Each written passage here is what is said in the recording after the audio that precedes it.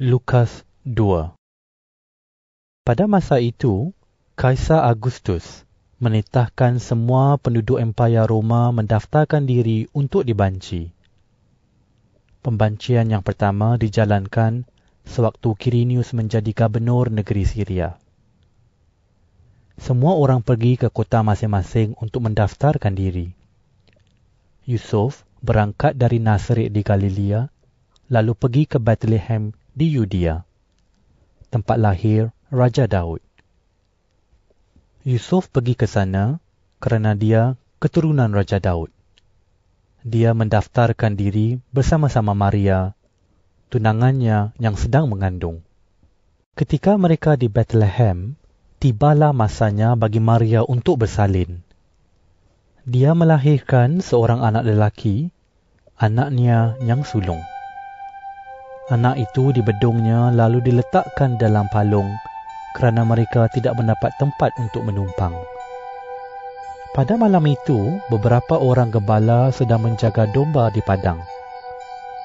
Tiba-tiba, malaikat Tuhan menampakkan diri kepada mereka dan cahaya kemuliaan Tuhan menerangi mereka sehingga mereka ketakutan. Tetapi malaikat itu berkata, "Janganlah takut, aku datang membawa berita baik untuk kamu, berita yang akan menggembirakan semua orang. Pada hari ini, di kota Daud telah lahir penyelamat kamu, Kristus, Tuhan. Inilah tandanya, kamu akan menemui seorang bayi yang dibedung dengan kain dan berbaring di dalam palung." Tiba-tiba, malaikat itu disertai oleh sepasukan besar malaikat syurga yang memuji-muji Allah. Termulialah Allah di langit yang tertinggi dan di atas bumi. Sejahteralah manusia yang menyenangkan hatinya. Setelah para malaikat itu meninggalkan mereka dan kembali ke syurga, gembala-gembala itu bercakap sesama mereka, "Marilah kita pergi ke Bethlehem dan melihat perkara yang berlaku itu, yang sudah diberitahukan oleh Tuhan kepada kita."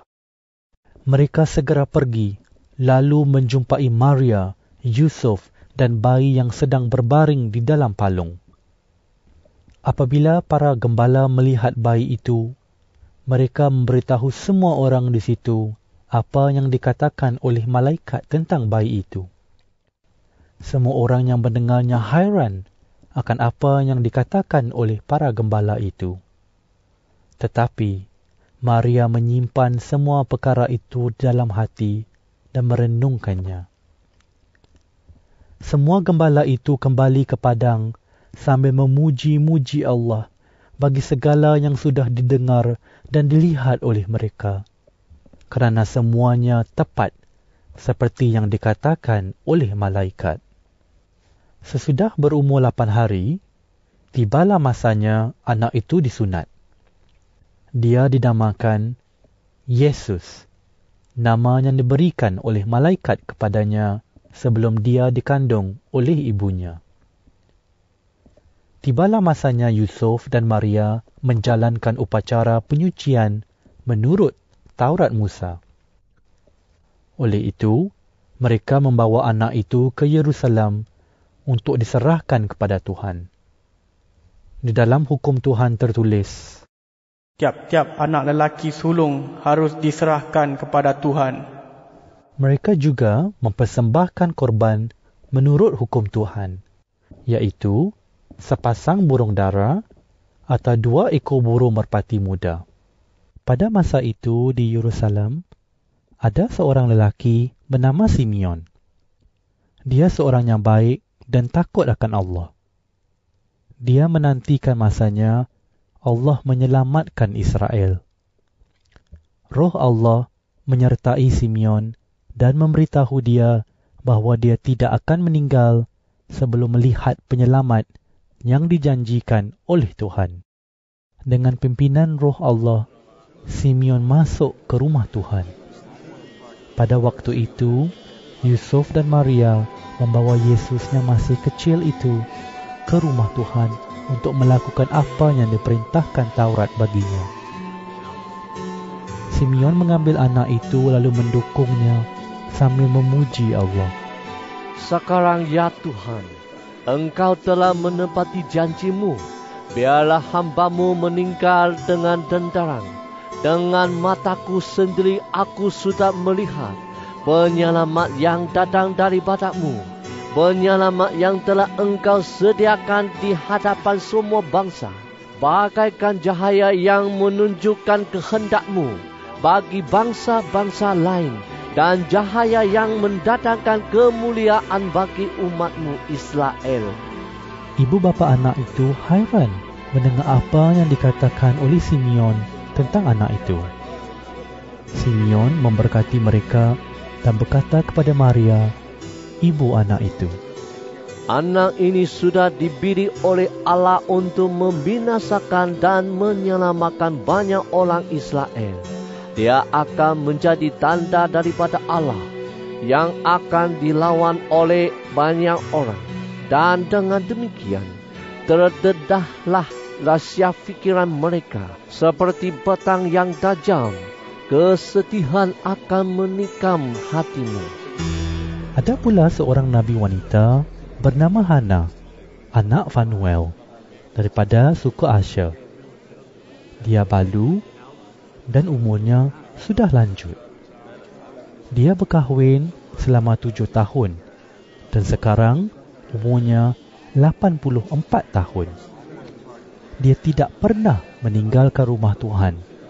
Siang malam dia beribadat kepada Allah dengan berdoa dan berpuasa. Tepat pada waktu itu dia datang, lalu bersyukur kepada Allah. Dia bercakap tentang anak itu kepada semua orang yang menantikan masanya Allah membebaskan Yerusalem. Setelah Yusuf dan Maria melakukan segala yang diwajibkan oleh hukum Tuhan, mereka kembali ke kampung mereka di Nazaret, di daerah Galilea. Demikianlah, anak itu bertambah besar dan kuat. Dia sangat bijaksana dan Allah berkenan kepadanya. Tiap-tiap tahun, ibu bapa Yesus pergi ke Yerusalem untuk merayakan perayaan Paskah. Ketika Yesus berumur 12 tahun, mereka pergi ke perayaan itu seperti biasa. Sehabis perayaan itu, mereka pulang, tetapi Yesus, anak itu, masih di Yerusalem. Ibu bapanya tidak tahu. Mereka menyangka dia bersama-sama rombongan itu. Setelah mereka berjalan sejauh sehari, barulah mereka mencari dia antara sanak saudara dan kawan mereka. Tetapi mereka tidak menjumpai Yesus. Lalu, mereka kembali ke Yerusalem untuk mencari dia.